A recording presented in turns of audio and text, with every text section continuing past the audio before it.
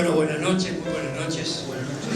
Muchas gracias por acompañarnos en este lugar que es tan acogedor. Nos están acogiendo por todos lados últimamente. Bueno. Sí, ¿no? En el que hemos visto, en esta casa en la que hemos visto tantas cosas interesantes en el teatro hasta aquí. Ahora sé que este lugar está abierto para la música también. Uh-huh. Entre otras cosas hemos visto El Ardor. Sí, señor. Dirigido por Ricardo Holzer, que está por ahí, en una apuesta realmente magnífica.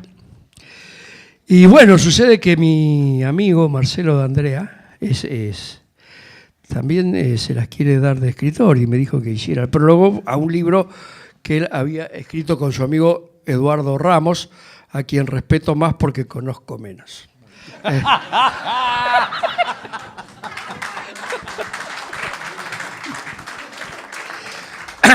Uno no debe conocer a los escritores personalmente.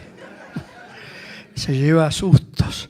Bueno, escribí un prólogo, voy a leer ese prólogo breve y después me voy a detener en algunas consideraciones sobre este libro editado por De los Cuatro Vientos, que se llama El viento los desparrama, de Marcelo D'Andrea y Eduardo Ramos. Y escribí un prólogo que se llama Un libro a dúo y que dice así: ¿qué es este libro? Rara avis entre las modalidades clásicas que se nos suelen presentar como producto libro. Pues, en principio, está atravesado por la singularidad de que tapas adentro hay una convivencia, la de dos autores, Marcelo D'Andrea y Eduardo Ramos. No es un dato a soslayar, tendiendo, como tiende la escritura, a esa sacralización de lo uno y lo único, de cueva solitaria de la que se sale para expandirse desde lo impreso como un ser impar. Aquí el convivio derrota esa alienada individuación y sale a decir que hay espacios, el de estas páginas, por ejemplo, que también pueden ir a contracorriente de las propuestas de mercancía y tentar un camino otro. O sea, esta manera de comunicar la materia escrita da cuenta de una concepción desalienada del acto creador. Y mueve, inevitablemente, al trazado de puentes, al paralelismo, a buscar las señales de disyunción.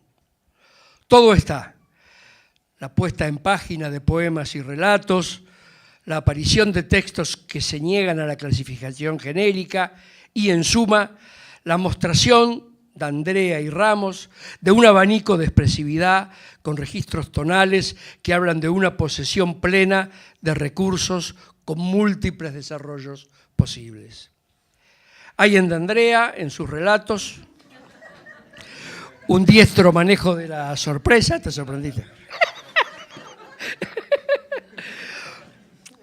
Quiebres de discurso, de la imitación a un seguro tono profesoral a otro, fuera de toda norma, un retorcimiento del plano significante, porque bueno, ya que las palabras no dicen nada, vamos a tratar de que digan otra cosa. El combate contra lo normalizado toma caminos divergentes y alternados, la locura cruza la trama y si no cruza la trama, cruza el discurso. En la poesía de D'Andrea hay, en cambio, una preeminencia del tono lírico, donde la pérdida en el terreno individual se mezcla con una presencia de lo amenazante, represivo y de lo abrumador urbano. La poesía de Eduardo Ramos, en la poesía de Eduardo Ramos encontramos un tono reflexivo, con la presencia constante de la primera persona, de un yo decidor, donde lo ominoso hace contrapunto con lo solemne. A la grave incomodidad de un transcurrir histórico le entreabre la puerta de un guiño lúdico que se juega en el lenguaje. La narrativa de Ramos enjuicia la presencia aplastante de una represión. Sobre el sujeto operan fuerzas con arduo entrenamiento para que la sumisión cobre distintas formas.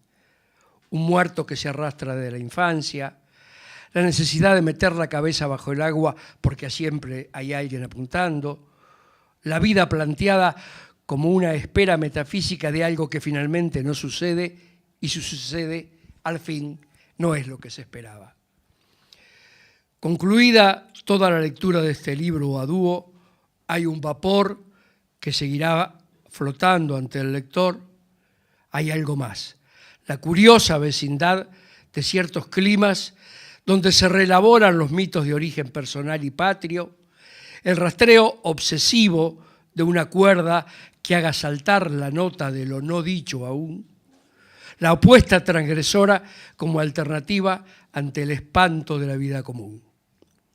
Un poeta escribió que con el número 2 nace la pena. Este libro responde, no siempre. Bueno.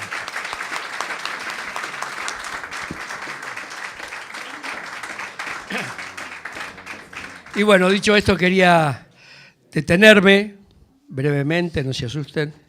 Quiero comenzar por la poesía de Eduardo, que es una poesía que se caracteriza por una gran variedad tonal, rítmica y también espacial, también visual, con algunos textos que se atreven al caligrama, una poesía donde las palabras por momentos parecen hacer su propio juego y que me parece está dominada por una tensión entre ser sujeto, es decir, sujetado, y la búsqueda de una brecha donde desplegar lo propio, la subjetividad. Creo que sujeto y subjetividad aparecen como plegados en un mismo poema, donde hay que ser y olvidarse de ser para tratar de ser de otro modo, donde hay siempre un vaivén de duplicidad. Se nota un predominio de un monólogo interior, poético, el hombre consigo, indagándose, la presencia del otro, la otra, la posibilidad del amor también como una persecución identitaria, en el caso de Eduardo Ramos. En esta serie temática hay poemas como El nadador, como Andar consigo a cuestas, que los pido que los lean especialmente, donde el uno es proteico, se transforma, quiere ser otro, salirse del espacio material normalizado, sumergirse en el agua y nadar como quien vuela. Hay el eco de un decir rioplatense, aporteñado, hay marcas girondianas y hay muchas veces un decir como acodado en el mostrador, cierta pasión de cercanías con el mundo y con los seres que lo rodean y la presencia de imágenes que, si las leen, les van a quedar tintineando. Yo, por mi parte, dice, hice lo mejor, de lo que siempre y nunca pude hacer, callarme, estarme quieto, irme a otro sitio sin mover una lágrima. La niñez aparece como aquel lugar fundante de la poesía, como el peso de ese falso sentar cabeza, cuando el peso de ese falso sentar cabeza no objetaba mudarse de sí mismo para ensoñar plenitudes, digamos, ¿no? Como si, puesto a ensoñar, Eduardo dijera, quisiera soñar con aquel niño que soñaba, ¿no? Creo, además, que hay algo como un juego de Tetris en esta poesía, sujetos y mundos que es necesario encajar en otros sujetos y en otros mundos. Se puede recordar toda una cartografía, los chicos sueñan que van a crecer, los ya crecidos sueñan con soñar cuando eran chicos. Como el título de la novela de Milan Kundera, siempre la vida está en otra parte, en otra posibilidad de ser uno, sacarse pesos de encima y rearmarse. Esta línea me recuerdan a unos versos del poeta español Pere Guinferrer, si pierdo la memoria, qué pureza, ¿no? Y un poeta argentino lo cita y dice, oh Guinferrer, si en verdad perdiera la memoria, llegar a mi casa y preguntar por mí, ¿no? Dice Jorge Bocanera. Hay también 3 textos en prosas de Ramos donde un falso poeta y un militar de verdad arman una asimilación de la cultura al genocidio de los pueblos originarios, y otro titulado Abajo está más fresco, donde lo fantástico aparece para dar cuenta de una caída existencial, y finalmente La misiva para el viejo, donde pelea significativamente, quiero decir con absoluta claridad de significado, sin rodeos, con la malformación cultural y el mandato social de ser vivo, ser piola, estar avivado, ¿no? Que me hace acordar a la famosa balada del boludo de Isidro Blaita, no sé si la conoces, ¿eh? Porque sucede que no queremos ser piolas vivos en los parámetros rastreros, ventajeros y cretinos que nos proponen. Y siguiendo el orden que propone el libro, este libro estereofónico, lo damos vuelta y nos encontramos primero con Marcelo D'Andrea y sus relatos. Hay allí una materia codiciada por la narrativa, que es la capacidad de pegar saltos de climas y de mundos. En el primer relato, Conferencia, el narrador comienza mimetizándose con una conferencia formal. Siempre la capacidad de mímesis da cuenta de la posesión de recursos y creo que vos como actor lo sabés. Y desde allí se pasa bruscamente a otro plano, a un lado B de la formalidad, el lado B de la formalidad que dispara la ensoñación de un superpadre. El humor hace muy bien su juego en todo esto y el cruce entre la fantasía y un plano que podríamos denominar real viene a decirnos cuán infantilizada que gatea entre nosotros la aparente normalidad. Diálogo senil es otro de los títulos de los relatos, es un relato desopilante, con un discurso donde la casualidad no existe, la causalidad no existe, perdón. No entiendo la manía, dice vos. Yo. O sea, sí. O sea, senil. Sí, dice él. No entiendo la manía de rezar habiendo tantas orquestas, tantas veredas rotas. O querer es fácil, como alisar magnolias. Expresas pelotudeces, como en el mundo triunfan los que ganan. O vos sabés que yo no miento cuando digo la verdad. Ay, creo, porque eres un tramposo profesional, hay una trampa en esta retirada del discurso lógico y es inevitable preguntarse cuánto más libres somos cuando nos desarmamos del lenguaje con el que somos hablados por los otros, cuanto más divertidos podríamos ser desenganchando los eslabones del discurso que llaman lógico. Llovía, el tercer relato, trabaja por acumulación, el agua se vuelve una totalidad, es metafísica, moja hasta las letras y de puntada final un malón aparece desde el ojo de la tormenta para que el hablante plante su ideología matadora. En la poesía de Marcelo creo leer una suerte de lirismo de lo vincular, se podría decir del anhelo de lo vincular y las acechanzas que soporta, de la posibilidad de perdernos la naturaleza por la presión del poder o de enemistarnos falsamente, equívocamente con ella. Lo cito, zapatos de fiscales apurados venían a la escena a tratar de imponer su mirada de crimen en las marcas que dejan los cuerpos en las veredas del amor.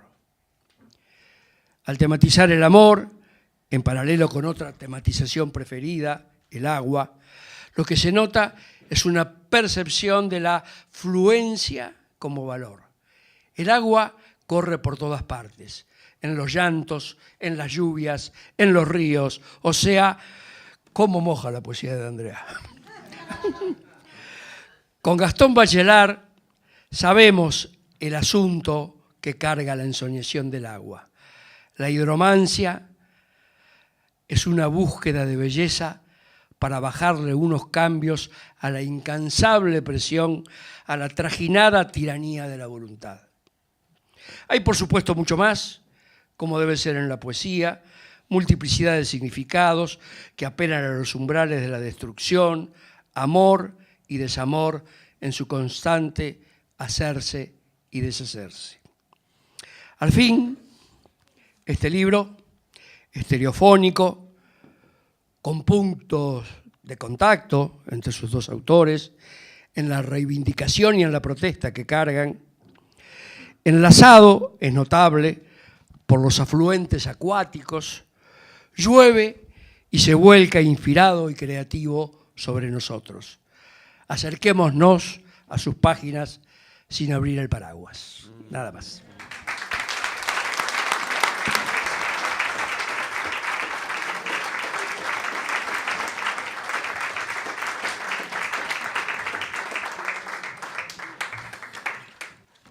Entonces, vamos a la materia, porque está todo dicho. De Eduardo Ramos en este barrio. En este barrio hay días en que un hombre se siente poderoso como un puma. Las mujeres se engalanan de plumas, gallinas de Guinea, con los ojos así como carbones. Brotan tambores y trasponen los quicios de las puertas y las casas completas se iluminan. Lidera el pueblo la senda de los rayos y llueve donde uno quiere y si no, nunca llueve. Pero otras veces, y esto parece darse por etapas, mandan los del otro barrio y las plazas se inundan de tristeza. Y no hay fuego que acaricie los parches. Se hace un silencio que grita para adentro y a los vecinos se les nota, que guardan en el fondo de los ojos la mirada latiente de los gatos y cada tanto alguno se junta a otro y braman como un toro o sorpresivamente pegan un salto de pantera.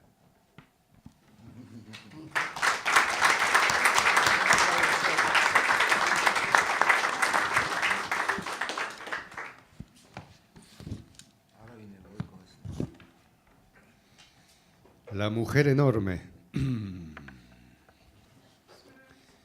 Frente a mis ojos hubo una mujer enorme, innominada. Era tan solo un niño y no sabía que pasado el temor me tentaría a beber o a morderla con temblores. Era una gran mujer acogedora, despeinada y febril, me arrollaría. Me tumbaría como un saco, me arrojaría triste al desconsuelo. De haber sabido que me causaría ese dolor que cala hasta los huesos, esta profunda sombra que me ciega, este desprecio por todo lo que hace y esta calamidad insuperable, igual la hubiera amado como lo hice. Así, como un sediento, como un huérfano, o como los que lo hacen los que no conocen el peligro de amar, el de soñar despierto y tropezarse subrepticiamente con la falta de algo que no era necesario, pero era indispensable.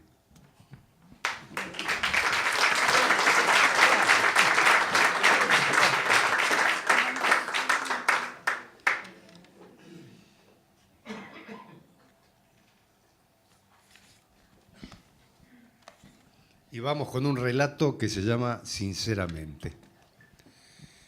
Estuve 9 meses esperando nacer, 2 días para salir de la maternidad, segundos, minutos, horas esperando la teta. Esperé largos ratos ser cambiado después de hacerme encima. Esperé angustiado que me vengan a buscar al jardín, mi turno para la merienda. Esperé a los Reyes Magos y a Papá Noel. Esperé en la peluquería, en la parada de colectivo, en el andén y en el aeropuerto. También en un puerto y en una dársena de un hotel. Esperé el ascensor, la derivación de una llamada, el sorteo de Navidad, el del loto, la nocturna, la cuarta carrera y en museos ignotos las muestras de pintores famosos. Esperé la llegada del fin de semana, de las vacaciones, de la siesta reparadora y del amanecer, de la noche fresca y jovial, del verano, del invierno, de la primavera, el final de la conscripción, el día de mi cumpleaños, ser admitido, ser seleccionado, ser aprobado, ser mayor de edad, ser apto, ser reconocido, ser original, ser un primor, un amor, una bendición.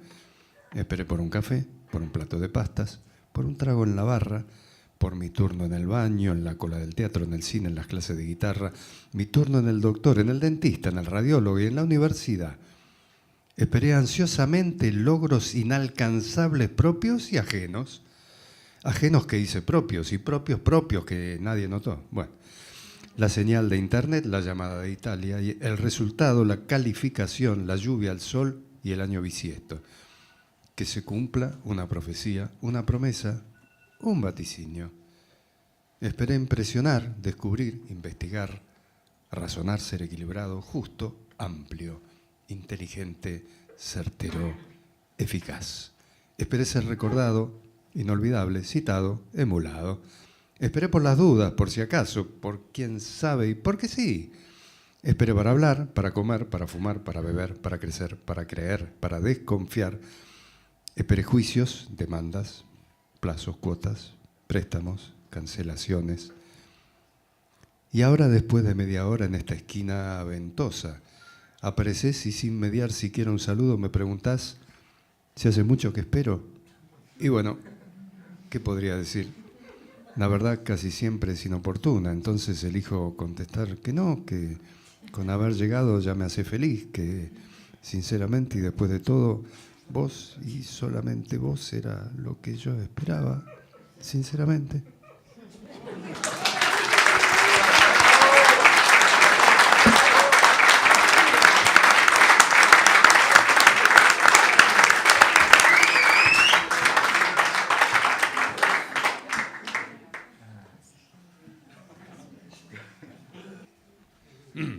Es un cuento corto, se llama Llovía.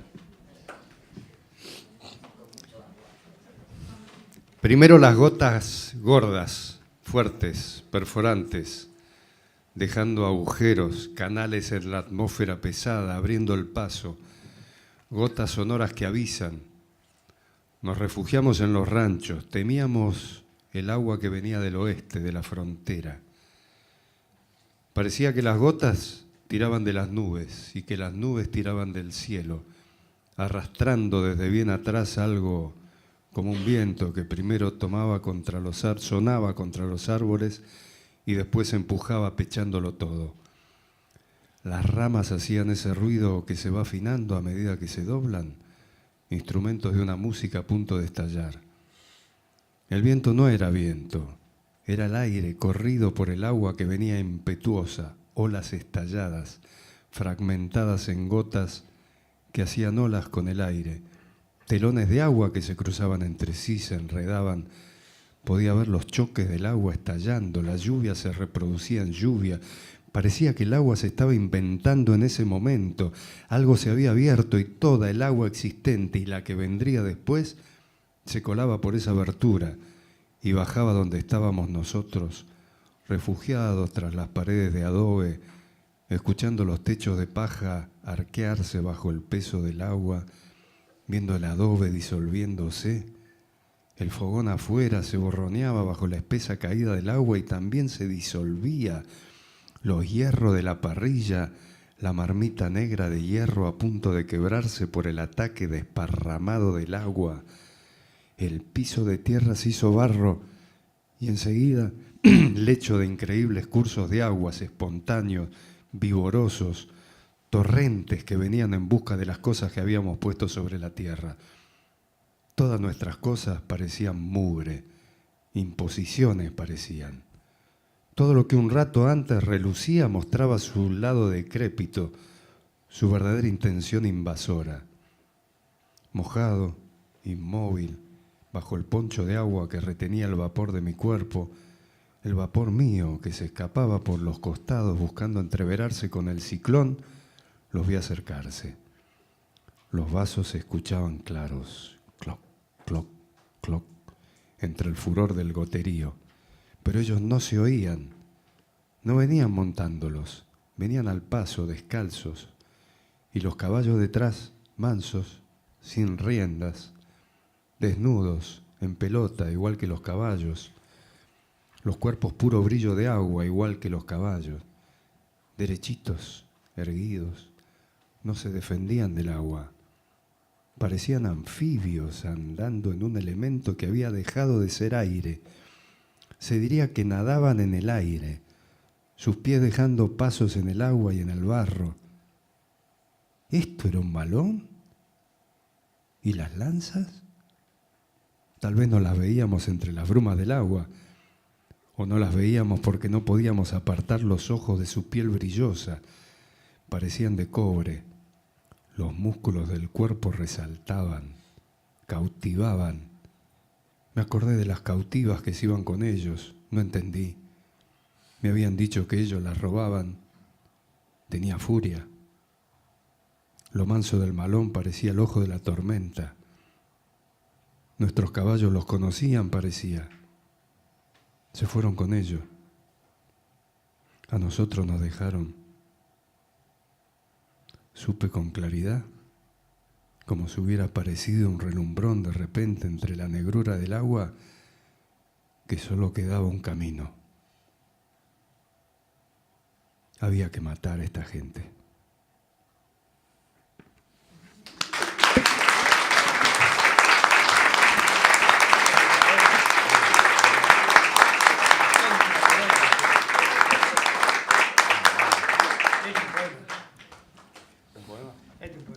Voy a leer un poema.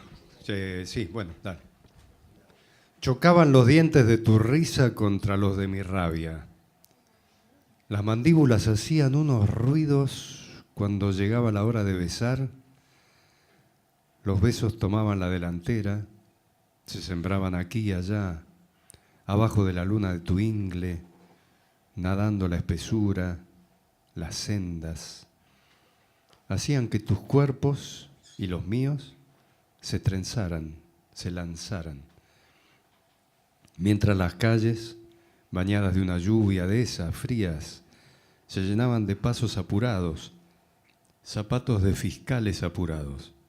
Venían a la escena con sus cartones forenses a tratar de imponer su mirada de crimen en las marcas que dejan los cuerpos en la vereda del amor.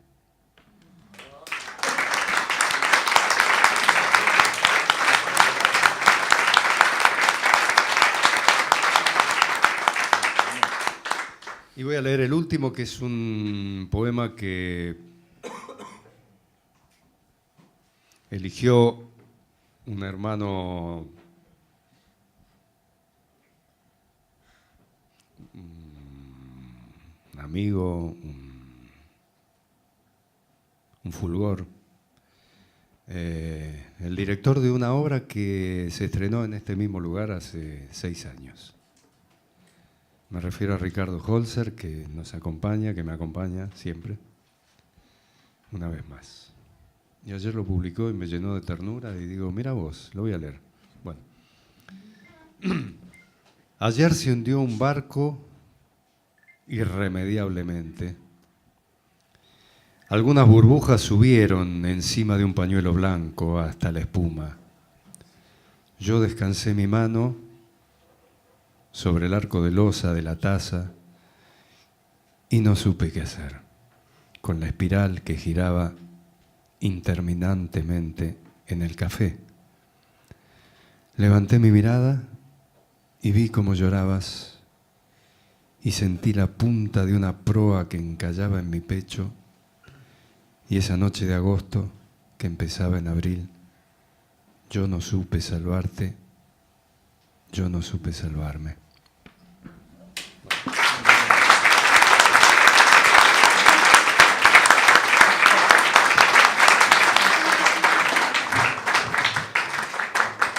Bueno, yo quiero decir algo fuera de toda cosa.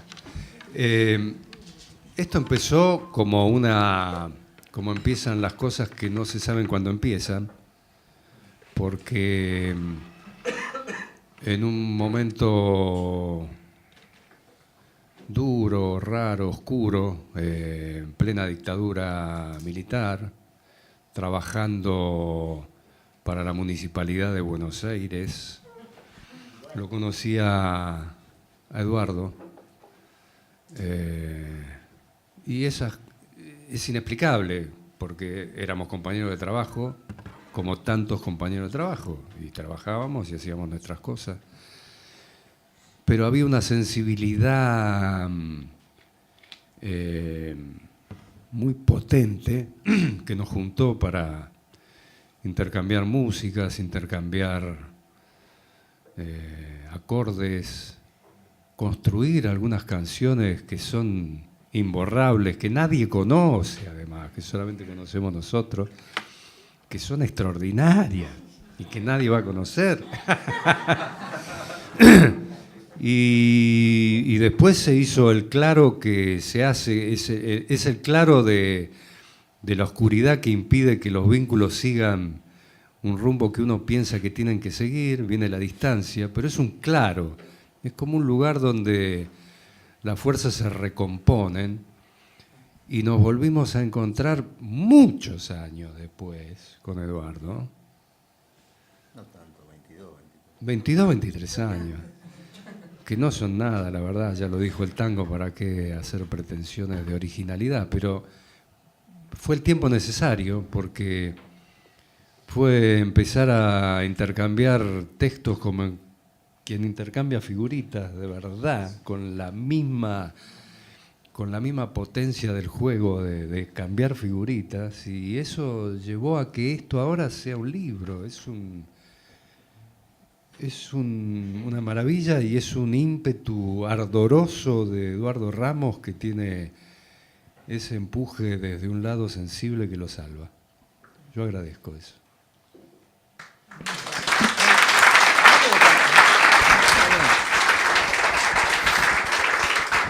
A mí me dejan pocas palabras para decir. Probablemente les resulte aburrido que yo diga que Marcelo los conozco hace 32, 33 años más o menos. Él no se dio cuenta en esa época, recién ahora está más o menos moviéndose en ese sentido. Es muy talentoso, Marcelo. O sea, Marcelo piensa que lo que hace él lo hace cualquiera. Eso también lo salva a él, porque si se diera cuenta de la gran movida espiritual que tiene, la gran movida intelectual que tiene, probablemente viviría encerrado y tratando de no comunicarse con toda la mediocridad que hay a diario cerca de él. Con nosotros, por ejemplo. Claro.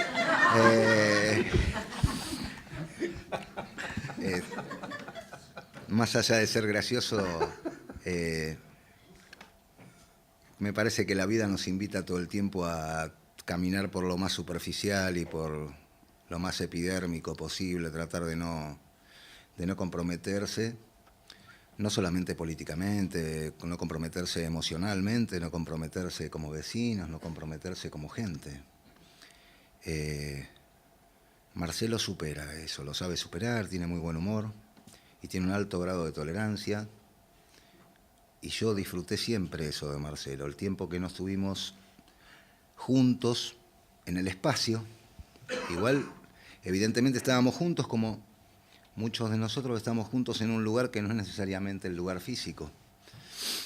Hoy vino acá mucha gente que yo hace mucho tiempo que no veo. Y hay gente que la veo a diario y tengo la suerte de tener gente que veo a diario con la que conecto en un lugar que no es el que me quieren imponer. Yo tengo una responsabilidad en eso porque soy un buscador del espacio donde las cosas tengan que pasar. Entonces propongo ese tipo de juego. No me conformo con que nos digamos las cosas triviales que nos impone la sociedad. La manera de comunicarse coloquialmente no me alcanza. Juego con eso y por suerte tengo mucha gente que me rodea que es sumamente inteligente y juega muy bien ese juego. Hoy todos los que están acá nos están honrando a Marcelo y a mí. Nos están haciendo una caricia al corazón que vale oro. Yo no sé si decir mucho más de esto. Yo en realidad me traje una sorpresa, pero me cuesta mucho hablar cuando no tengo la guitarra adelante porque yo no sé qué hacer con las manos. Yo no sé si queda mucho más por decir en esta mesa, si no me gustaría ponerme la guitarra adelante y comentar una anécdota que viene al caso. Es la primera vez que estoy en la presentación de un libro. Así que no sé si estoy haciendo las cosas bien. Más o menos.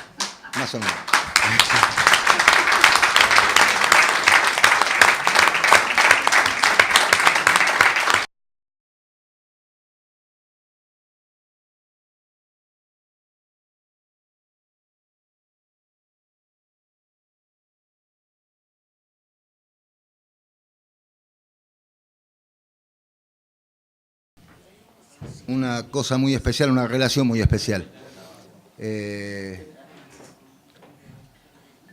Javier, aparte de ser una piedra preciosa en cuanto al talento que tiene en la actividad que desarrolla a diario, que es la música, tiene una característica que pocos que tienen tanto talento tienen, que es la humildad y la capacidad de reconocer valores fuera de lo propio. El otro día me mandaron un mensaje con una frase, que no sé si será de Einstein, pero ahí decía que era de Einstein.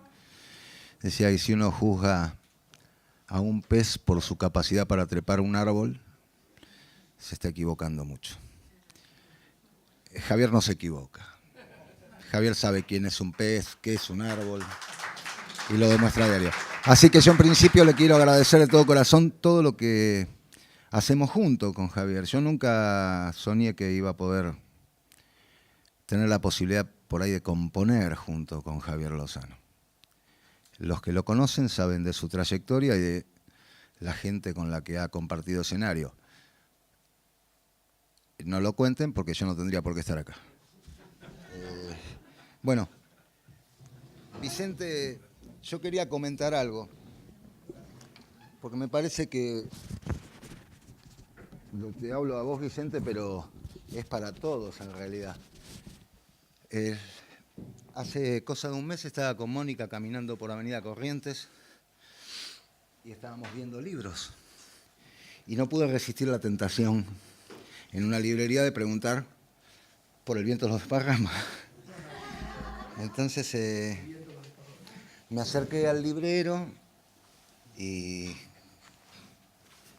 ¿No tenés un libro que sacó Editorial de los Cuatro Vientos? Es bastante nuevo, por ahí te llegó. Se llama El viento los desparrama. Me dijo, conozco al autor. Y yo dije, es amigo de Marcelo este tipo. Claro. Entonces le dije, ¿conoces a Marcelo? Me dijo, no, el autor sos vos, flaco.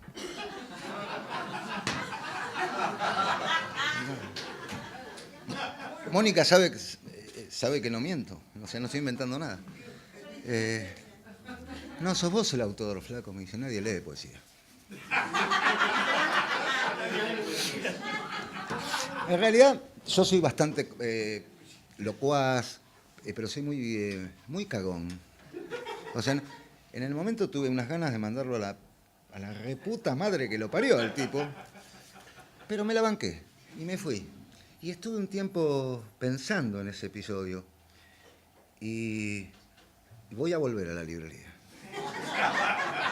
Pero voy a volver a agradecerle, porque me dio una gran enseñanza ese hombre, me hizo pensar sobre la poesía. Yo traté de hacer memoria, creo que cuando tenía 4 o 5 años, lo primero que escuché con forma poética fue a mi abuela, que era una señora iletrada de Italia, que me amacaba con la letra A. Y pensé que era un poema que Oliverio Girondo se lo hubiera envidiado a mi abuela. Después ya mi mamá se puso un poco más compleja y me dijo, qué linda manito que tengo yo. Era otro poema, era otra poesía también. Después en la escuela me hablaron de Bécquer, de Espronceda. Salí de la escuela y empecé a mirar chicas. Entonces me acercó Benedetti también. Cuando empecé a tocar la guitarra, escuché a un tipo como Alejandro del Prado que cantaba poemas de González Tuñón, de Bocanera, con el que vos compartiste mucho. Cuando me puse un poquitito nervioso y loco, leía a Rimbaud, Artaud. Y así fue pasando de poemas en poemas. Y terminé coincidiendo con este señor del librero. No se puede leer poesía. Nadie lee poesía. El que piensa que está leyendo poesía está equivocado. Uno está recordando. La poesía ya estaba. Ya estaba en nosotros. Y nosotros cuando tenemos un verso adelante, lo único que hacemos es traerlo desde un lugar que ya teníamos en la mente. O sea, ese librero, más allá de que me haya parecido un hijo de puta de entrada, era un capo. Yo quería compartir esta enseñanza con ustedes porque me hizo mucho bien llegar a esa conclusión. Y me di cuenta que en realidad, más allá de lo que diga el comercio literario, o como se llame, el tema de vender libros y todo lo que se arme alrededor, todo lo tenemos como una comunicación poética. Probablemente a veces es tan rápido y tan moderno el lenguaje que no identificamos la sonoridad que tiene y la poesía que hay en cada cosa que nos dicen. Los medios de comunicación, creo yo, no quiero ser tendencioso con esto ni que me ubiquen en ningún lugar en particular, me parece que trabajan mucho y trabajan con mucho tesón para que nosotros no escuchemos la sonoridad de nuestro lenguaje, lo que contiene, lo que nos han dicho, lo que nos dicen y lo que nos quieren decir. La poesía es una cosa inútil que no hay que leer. El que lee poesía pierde el tiempo. No hay que leer poesía. Si yo pretendo algo de este libro, porque no hago las cosas sin pretender nada, no soy tan perfecto como para desprenderme de proyectar que pase algo con lo que hago. Pretendo de este libro que sea un tornillo que uno encuentra en la calle y lo guarda en un frasco, que es lo que hacemos habitualmente. En el momento que menos lo pensamos, precisamos un tornillo y está ahí. Y nos pone felices haber encontrado el tornillo que precisábamos porque lo guardamos en un frasquito. Si este libro logra ser ese frasco que guarda ese tornillo que uno precisa en algún momento, me parece una genialidad. Con tanto trabajo que hay para que no nos sentemos a esperar nada, a que pase nada, ya nos cuentan cómo va a ser todo. Yo no creo que sea como nos cuentan. Va a ser como tenga que ser y nosotros vamos a estar ahí para disfrutar, que es a lo que vinimos. No vinimos a escuchar cómo se sufre y cómo se frustran las cosas. Vinimos a lograr cosas. La poesía es una cosa en ese sentido sumamente inútil, pero no abandono esa bandera. Las cosas están ahí y cierran ahí y son bellas ahí y ahí se logran y son nostálgicas. Leyendo poesía tuve acceso a un poema corto, pero gran poema. Un poema que se llama Trenes.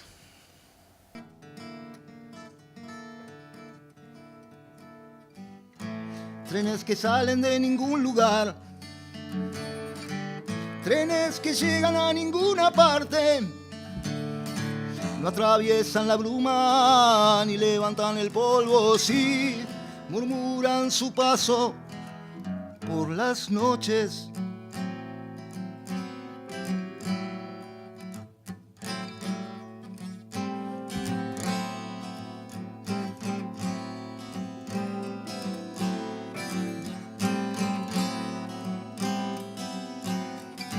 Como la vida trenes, sin embargo en silencio alguien le dice adiós a ciertos rostros desdibujados tras las ventanillas, desdibujados tras las ventanillas, desdibujados tras las ventanillas.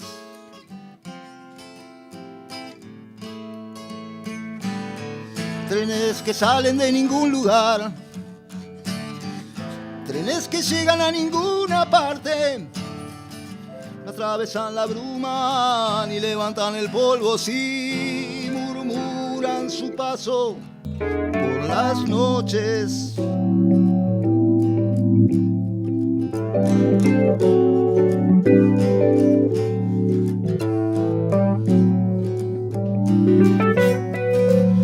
la vida tiene, sin embargo en silencio alguien le dice adiós a ciertos rostros desdibujados tras las ventanillas, desdibujados tras las ventanillas, desdibujados tras las ventanillas, desdibujados tras las ventanillas.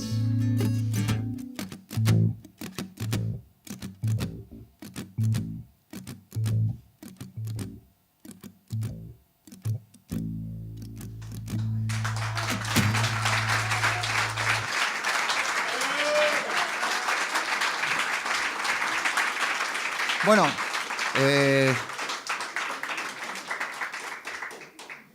La canción que vamos a hacer ahora tiene un título todavía no resuelto. ¿Cómo se llama? ¿Va por la cañada? ¿Así se llama? O se llama Río. Vos me lo pasaste como Río. Pero yo empecé diciendo va por la cañada, entonces ya empecé a confundir la cosa. Y es una música bellísima de Javier Lozano, a la que yo tuve la posibilidad de ponerle letra. Y esperamos que les guste.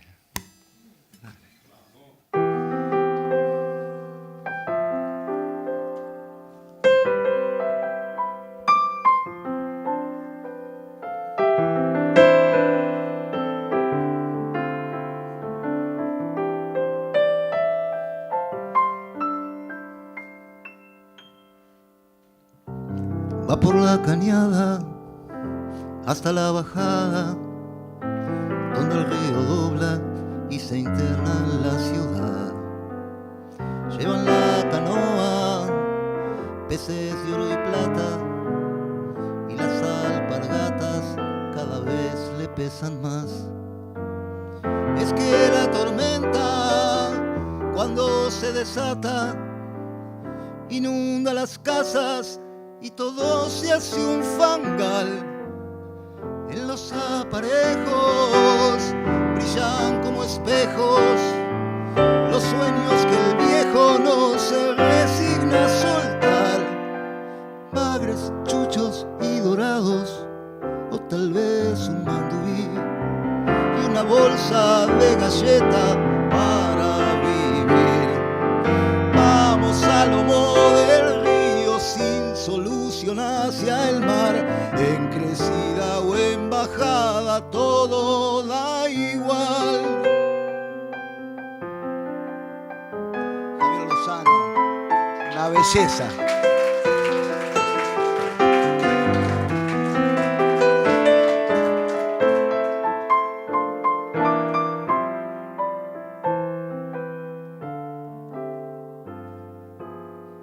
Va por la cañada hasta la bajada, donde el río dobla y se interna en la ciudad. Lleva en la canoa peces de oro y plata, y las alpargatas cada vez le pesan más. Es que la tormenta, cuando se desata, inunda las casas y todo se hace un fangal. En los aparejos brillan como espejos los sueños que el viejo no se resigna a soltar. Bagres, chuchos y dorados, o tal vez un mandubí y una bolsa de galleta para vivir. Vamos a lomo del río sin solución hacia el mar, en crecida o en bajada todo da igual.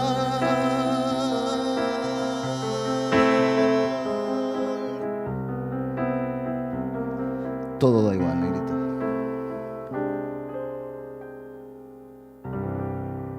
Muy bien.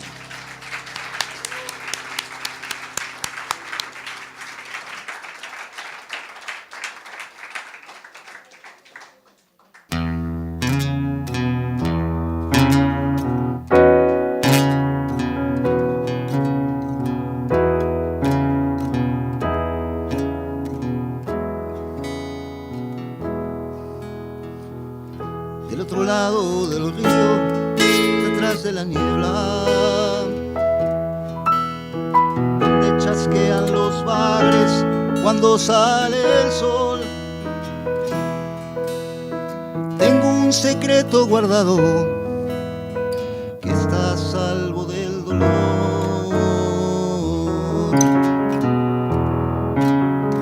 La crecida viene fuerte para que zarpemos, y no es cuestión de largarse así sin pensar. En cuanto amainen las aguas, yo te lo voy a mostrar.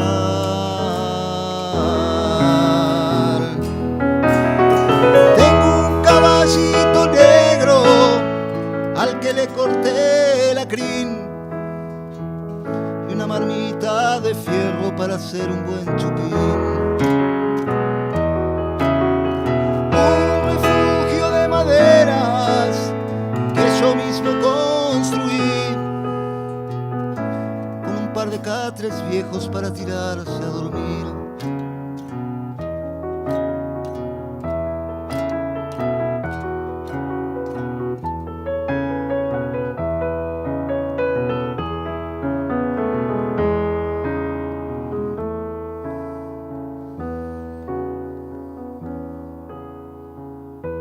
Aunque me veas abuelo, también fui pequeño y me adentré por las islas para descubrir que en la soledad se oculta el amor que ha de venir.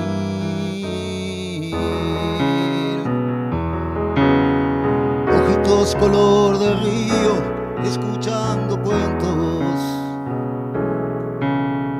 te van ganando los sueños de todo gurí, que a la hora de la siesta nunca se quiere dormir.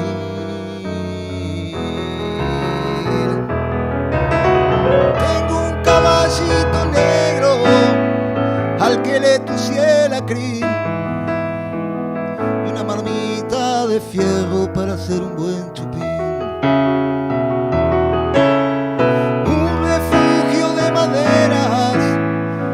Yo mismo construí, con un par de catres viejos para tirarse a dormir.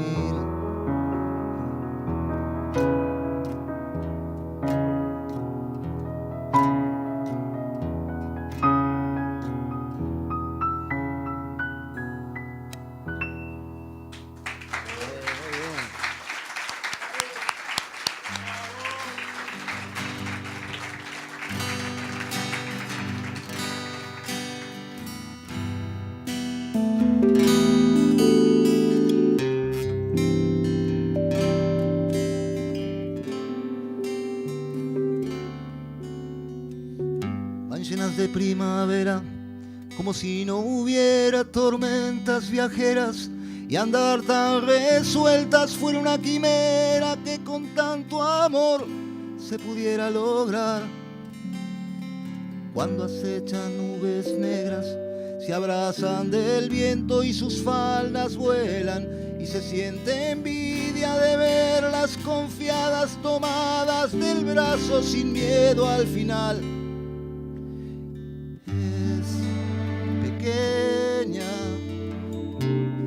La inmensidad cuando se tiene amistad se parece a la hermandad, distinto vientre da igual, corazones que de tanto amar laten los dos a la paz.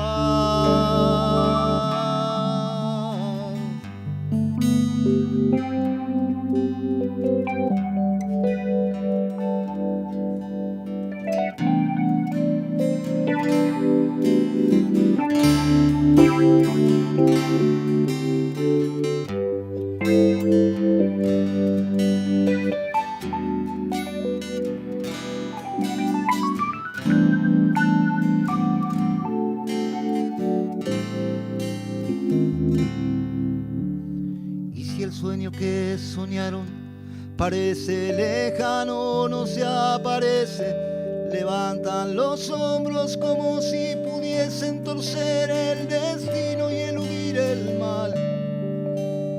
Y si el reloj las amenaza con marcar la hora y la madrugada avanza traidora, se adueñan del cielo y su luna vuelve de nuevo a brillar.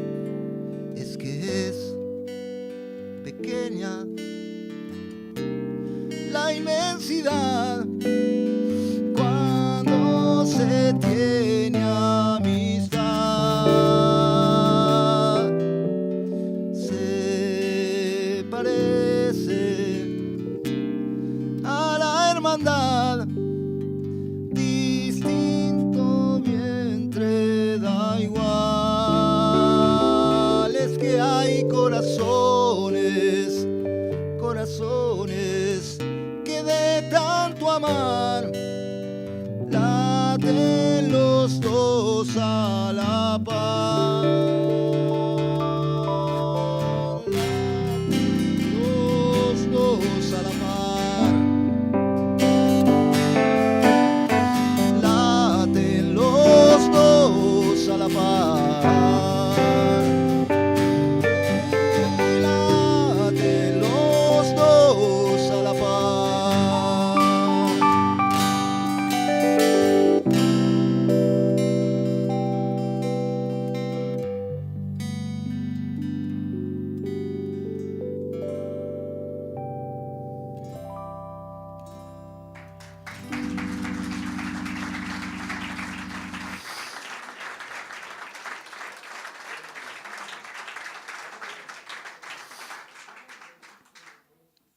Bueno. No voy a tocar la bamba.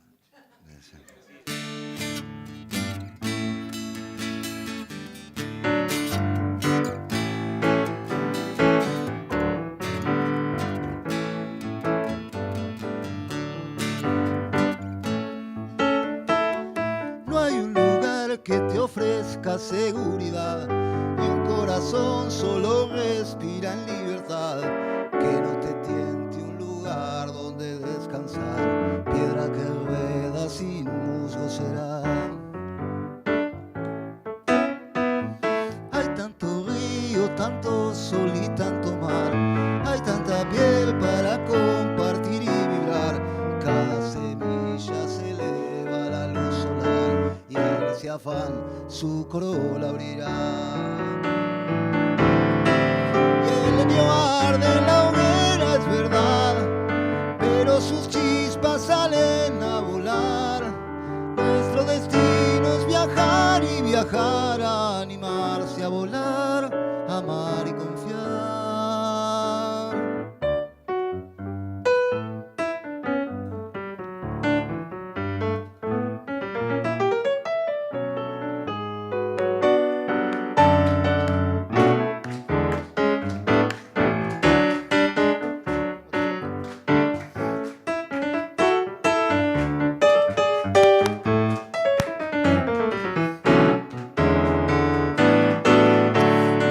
No hay un lugar que te ofrezca seguridad y un corazón solo respira en libertad.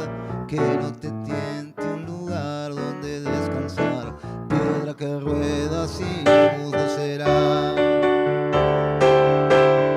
El leño arde en la hoguera, es verdad, pero sus chispas salen a volar. Nuestro destino es viajar y viajar, a animarse a volar, amar y confiar. El leño arde en la hoguera, es verdad, pero sus chispas salen a volar. Nuestro destino es viajar y viajar, animarse a volar, amar y confiar. Hay tanto río, tanto sol y tanto mar, hay tanta piel para compartir y vibrar. Cada semilla se eleva a la luz solar y en ese afán su corola abrirá.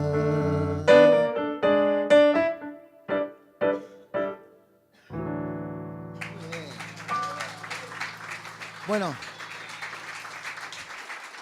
no sé cómo es. Muchas gracias. Acá, por lo menos acá, de acá por acá, lo que es música se terminó por ahora.